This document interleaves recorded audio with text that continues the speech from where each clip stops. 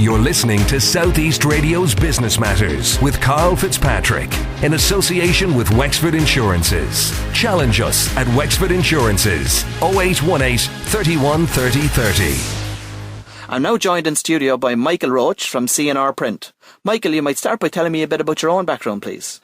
Well, we started C&R Print in 1979. Personally, I went to Dublin at Bolton Street Technology. I'd done a 4-year apprenticeship course up there.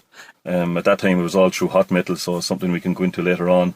From there, then, I went back to C&R Print. We were in an old printing works in the top of Enniscorthy. Redmond, it was actually previously a printing works, Redmond Brothers.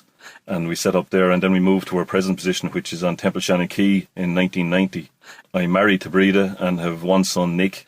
Over the last 33 years, there's been phenomenal change come into the industry itself. But before we go into that, I'd like you to tell me a little bit about C&R Print and how that has grown and evolved over the years. Well, C&R Print, as I say, in 1979 we set up with a staff. We only had 3 at that stage. My brother John would have set up the business at that stage. We've grown over the years now to 24 staff at present in Enniscorthy. Obviously, the printing itself has changed drastically over the years. As I say, started off with hot metal, and then it went on to CompuGraphic, which was film strips and galleys of printing, and now we're into present day where you have computers and Apple Macintosh, and it has developed drastically over the years. So I would have seen phenomenal change in my time at C&R Print, and I don't feel that I'm that old, you know. Now, 24 staff you say you've employed in Enniscorthy. Hard to believe that today in the county that a business could sustain that level of staff in the current economic climate. What impact has the recession had on your own business? Well, obviously it has an impact on our business, Karl. Like 24 staff, yes, we've let off nobody over the last number of years, thank God. We had to redevelop, I suppose, some of our marketing solutions and not move away from print, but I suppose print was at the end of our tail now at this stage. We look at trying to help other businesses market their business or grow their business as such, you know, also our own business, you know, to grow, but just to help really our customers to grow their business and to try to get to their focus on their specific audience. The staff then had to retrain in different areas. We had to buy new software, new machinery, so we have a dedicated group that are looking after the marketing end of C&R Print at this stage. So one of the ways that you've looked at, I suppose, increasing your turnover brought about by losing some of it during the recession is to add a range of new services. What does that include? Well, our new services include, we went into large format. Obviously we were just a general commercial printers. We went into large format printing maybe 2 years ago, which helped, you know, we could fulfill customers' requirements at that stage. We bought some software for personalisation, which is a new area. It's a direct marketing personalisation, and so you're getting your personalised print piece. Obviously, we have digital print, which we have 3 digital presses in-house now, which originally maybe people only could buy 5,000 leaflets, but now, I mean, you can get as little as 5 leaflets if you want to, because with digital presses, you know, anything is possible with digital. Okay, I know that the National Ploughing Championships are coming up in Wexford in a couple of weeks' time. That must have a very positive impact on your own business. Have you seen any of the demand come in yet for that?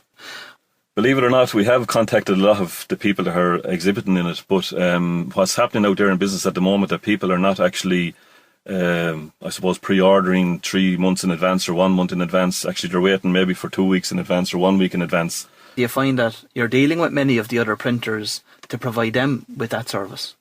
We would have worked with other printers in the county. We know we work with a few printers at the moment. There's probably an opportunity maybe to work with more. It's something, I suppose, that, you know, could have been looked at or should be looked at maybe down the line, that maybe printers can sit down together. There's a lot of small printers in County Wexford. You know, some printers have only 1 or 2 staff. I think probably the largest printer maybe have 5 or 6 staff. As I say, ourselves, we have 24 staff. So it is worth sitting down and looking at, and, you know, we'd be open to that, definitely. Okay, so what's happening? What do the other printers do out there today? If a job comes to them and they're not in a position to produce it in-house, what's happening there? Well, that work is subcontracted out to whoever. It's, you know, obviously it leaves the county. So, you know, the way I look at it, if it leaves the county, you're not losing work, but you're not losing jobs. But I mean, there's an opportunity there maybe to create another few jobs in the county if the work wasn't leaving it. But that's what's happening. They're just sending it outside to get work printed. Okay, and as you say, maybe one of the solutions to that is to provide or maybe develop some type of a printing networking group whereby, all the printers can meet around a table with a view to seeing how they can work together with a view to maybe improving and developing their own businesses?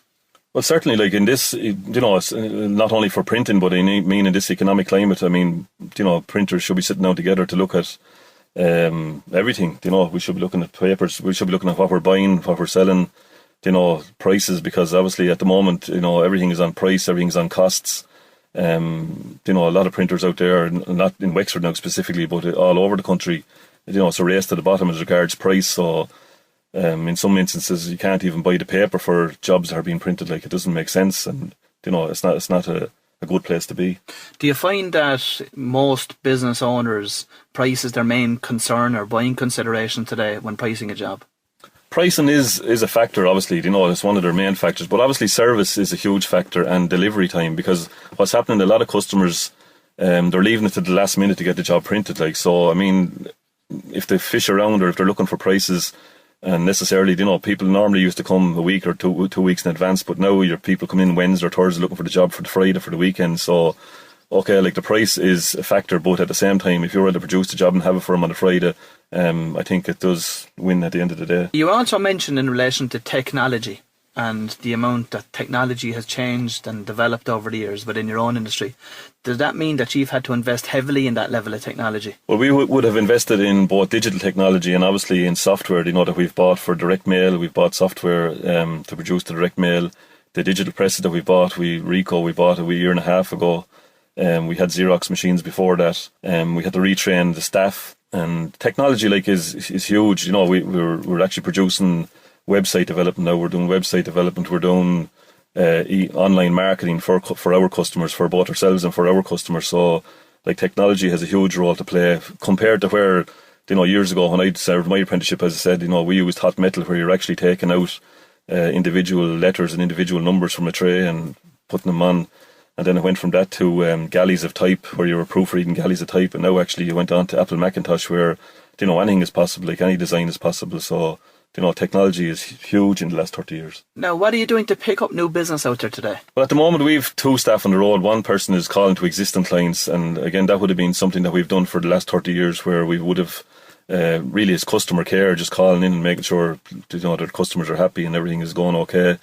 Damien is on the road full time looking for new sales and calling to new clients, new prospects, cold calling. He's doing everything, and he's just he's picking up customers. And again, we would be in a few network groups.